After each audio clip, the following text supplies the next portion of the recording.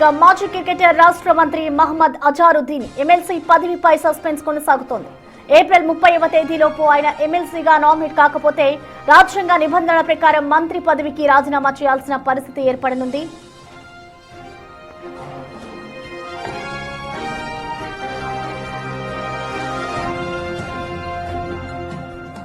మంత్రిగా ప్రమాణ స్వీకారం చేసిన 6 నెలలలోపు శాసనసభ శాసన మండలి సభ్యుడిగా ఎన్నిక కావాల్సి ఉంటుంది. అజారుద్దీన్ విషయంలో ఈ గడువు ఏప్రిల్ 30తో ముగియనుంది. గవర్నర్ కోటాలో అజారుద్దీన్, ప్రొఫెసర్ కోదండరాం పేర్లను ప్రభుత్వం సిఫార్సు చేసినప్పటికీ రాజ్ భవన్ నుంచి ఇంకా గ్రీన్ సిగ్నల్ రాలేదు.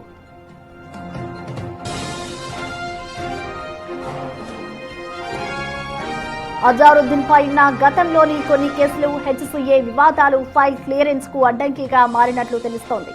దీనిపై ఇప్పటికే ముఖ్యమంత్రి రేవంత్ రెడ్డి స్వయంగా గవర్నర్ను కలిసి త్వరగా నిర్ణయం తీసుకోవాలని విజ్ఞప్తి చేశారు. అయితే న్యాయపరమైన చిక్కుల దృష్ట్యా గవర్నర్ ఆచితూచి అడుగులు వేస్తున్నారు. ఒకవేళ అజారుద్దీన్ పేరును పక్కన పెట్టి కేవలం కోదండరాం పేరునే ఖరారు చేస్తారా అనే అనుమానాలు కూడా కాంగ్రెస్ వర్గాల్లో వ్యక్తమవుతున్నాయి. గడువులోగా గవర్నర్ నిర్ణయం వెలువడకపోతే అజారుద్దీన్ను మంత్రి పదవికి రాజీనామా చేయించి ఆ వెంటనే మళ్లీ ప్రమాణ స్వీకారం చేయించాలని అధిష్టానం భావిస్తోంది. దీని ద్వారా మరో 6 నెలల సమయం దొరుకుతుందని కాంగ్రెస్ వ్యూహరచన చేస్తోంది. నేడు జరగనున్న కేబినెట్ సమావేశంలో ఈ అంశంపై కీలక చర్చ జరగనుంది.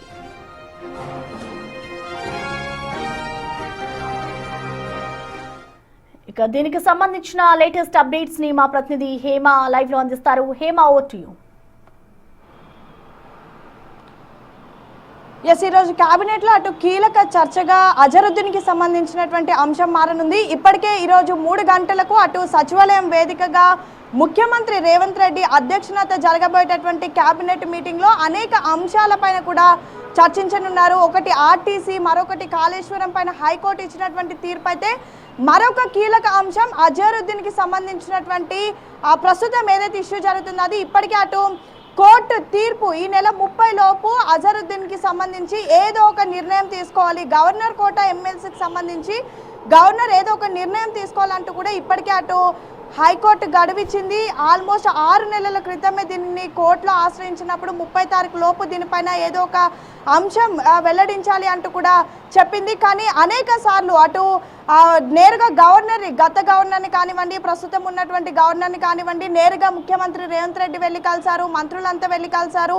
అజరుద్దీన్ అంశం పైన ఏదో ఒక క్లారిటీ ఇవ్వాలి అంటూ కూడా కోరారు. అయినప్పటికీ ఇప్పటి వరకు గవర్నర్ నుంచి ఎటువంటి స్పందన కూడా రాలేదు. సో ఈ నేపథ్యంలో అసలు ఎలాంటి తదుపరి చర్యలు ఎలా తీసుకోవాలనే అంశం పైన కూడా ఈరోజు కేబినెట్లో కీలక చర్చ జరగబోతోంది. అయితే ఇప్పటికే అటు గవర్నర్ కోట ఎమ్మెల్సీ పదవులకు 2 పేర్లు ప్రభుత్వం సిఫార్సు చేస్తూ గవర్నర్ ముందు పెట్టింది. ఒకరు మాజీ క్రికెటర్ అజరుద్దీన్ అయితే మరొకరు ఇటు కోదండరాం. అయితే వీళ్ళిద్దరికి సంబంధించి ఇప్పటికే కోదండరాం పైన అటు గవర్నర్ సానుకూలంగా ఉన్నట్టుగా తెలుస్తూ ఉంది. కానీ అజరుద్దీన్ విషయానికి వస్తే అజరుద్దీన్ పైన ఉన్నటువంటి కేసులే ప్రస్తుతం తనకు ఈ పదవి ఇవ్వడానికి అడ్డుగా వస్తున్నట్టుగా తెలుస్తుంది. ఎందుకంటే గవర్నర్ కోట ఎమ్మెల్సీ పదవి అంటే వాళ్ళు గతంలో అంటే పార్టీకి లేదంటే పొలిటికల్కి రాజకీయాలకు సంబంధించి వాళ్ళు ఎక్కడ కూడా సంబంధం ఉండకూడదు. పూర్తిగా వాళ్ళు స్వచ్ఛంద కార్యక్రమాలు కానివ్వండి, లేదంటే ప్రజా సేవలు చేసినటువంటి వాళ్ళు, లేదంటే ఏదైనా ప్రజలకు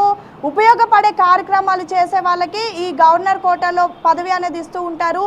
సో దానికి పూర్తి అర్హుడుగా కోదండరాంని భావించినప్పటికీ అజరుద్దీన్ మాత్రం గతంలో ఎటువంటి స్వచ్ఛంద కార్యక్రమాలు కానివ్వండి, లేదంటే ఏదైనా సమాజానికి ఉపయోగపడేటటువంటి కార్యక్రమాలు ఎక్కడ చేయలేదు. మోరోవర్ తనకి గతంలో ఉన్నటువంటి కేసులు కూడా ప్రస్తుతం అడ్డొస్తున్నట్టుగా తెలుస్తోంది. సేమ్ టైం మరొక వైపు ఇటు ఆయన ఎన్నికల్లో కూడా పోటీ చేసినటువంటి పరిస్థితి, అంటే రాజకీయాలతో సంబంధం ఉండి ఆయన ఎన్నికల్లో కూడా పోటీ చేశారు. సో రాజకీయాలకు సంబంధం లేనటువంటి వాళ్లకు ఈ పదవి ఇస్తూ ఉంటారు.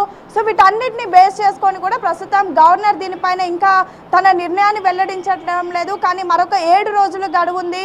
ఏప్రిల్ 30 లోపు కూడా ఈ గవర్నర్ కోటకు సంబంధించినటువంటి ఎమ్మెల్సీ పదవి పైన ఒక క్లారిటీ రావాలి. సో దీనికి సంబంధించి ఎలా నిర్ణయం తీసుకోవాలి, ఫర్దర్గా లీగల్ కాన్సిక్వెన్సెస్ రాకుండా ఎలా ముందుకు వెళ్ళాలి అనే అంశం పైన కూడా ఈరోజు కేబినెట్లో కీలకంగా చర్చ జరగనుంది ప్రసన్న. అయితే అసలు ఏం చేయాలి? ఇప్పటికే అటు ఎమ్మెల్సీ పదవి ఎలా అయినా సరే తనని ఇప్పుడు ఎమ్మెల్యేగా పోటీ చేయించి తనకి ఎమ్మెల్యేగా గెలిచిన తర్వాత మంత్రి పదవి ఇచ్చే అవకాశం లేదు కాబట్టి ఏదో ఒక ఎమ్మెల్సీ ఇవ్వాల్సి ఉంటుంది. అయితే గతంలో కూడా జూబ్లీహిల్స్ ఉప ఎన్నికలు జరిగినప్పుడు అజరుద్దీన్ని ఎమ్మెల్యేగా పోటీ చేయిస్తారు, అనంతరం మంత్రి పదవి ఇస్తారని భావించినప్పటికీ అక్కడ నవీన్ యాదవ్కి అక్కడ ఉన్నటువంటి సామాజిక వర్గాన్ని అండ్ గ్రౌండ్ లెవెల్ రియాలిటీని బేస్ చేసుకొని నవీన్ యాదవ్ని అక్కడ ఎమ్మెల్యేగా నిల్చోబెట్టారు. కానీ అజరుద్దీన్ విషయానికి వస్తే ఫర్దర్గా ఎలా ముందుకు వెళ్ళాలి? ఇప్పుడు ఆల్రెడీ నిజామాబాద్లో ఎమ్మెల్సీ కవిత కూడా రాజీనామా చేశారు. సో ఆ స్థానంలో పోటీ చేయించి తినకి ఎమ్మెల్సీగా గెలిచిన తర్వాత మంత్రి పదవి ఇవ్వాలన్నా కూడా ఇప్పుడు ఇంకా జెడ్పీటీసీ ఎంపీటీసీ ఎన్నికలు జరగలేదు. జెడ్పీటీసీ ఎంపీటీసీ ఎన్నికల్ని బేస్ చేసుకొని కవిత అప్పట్లో ఎమ్మెల్సీగా అయ్యారు. సో ఇప్పుడు ఇంకా ఎన్నికలు కూడా కాలేదు, ఎన్నికలు కావాలంటే ఇంకా సమయం పడుతుంది. సో ఈలోపు ఏం చేయాలనే అంశం పైన కూడా ప్రస్తుతం క్యాబినెట్లో చర్చించనున్నారు. అయితే ఇప్పటికే అటు 30 తారీఖు వరకు ఎలాంటి నిర్ణయం వెల్లడించకపోతే మాత్రం గతంలో ఎక్కడైతే రాజ్భవన్ వేదికగా అటు అజరుద్దీన్ ప్రమాణ స్వీకారం చేశారో ఆయన తన పదవికి రాజీనామా చేయాల్సి ఉంటుంది. సో అనంతరం మరొకసారి ఏదైనా పదవి ఇచ్చి అప్పుడు తనకి మంత్రి పదవి ఇవ్వాల్సి ఉంటుంది. లేదు అంటే ఇప్పుడు రాజీనామా చేయించి మరొకసారి కూడా ప్రమాణ స్వీకారం చేయించే అవకాశం కూడా ఉంటుంది. ఇలా అనేక అసలు క్లారిటీ లేనటువంటి పరిస్థితి. దీనిపైన ఎన్నో రోజుల నుంచి కూడా అటు ప్రభుత్వం కానివ్వండి హైకమాండ్తో కూడా డిస్కషన్ జరుగుతుంది. ఒక విధంగా మంత్రి పదవి ఇచ్చినప్పటికీ కూడా ప్రమాణ స్వీకారం చేసినప్పటికీ కూడా అసలు మంత్రి అయినట్టుగా ఎక్కడ కూడా వాళ్ళకి కూడా ఒక సాటిస్ఫాక్షన్ అనేది లేదు. 6 నెలల నుంచి కూడా ఇదంతా ఒక క్వశ్చన్ మార్క్గా మిగిలిపోయింది. దీనిపైన పెద్ద ఎత్తున చర్చలు జరుగుతూ ఉన్నాయి.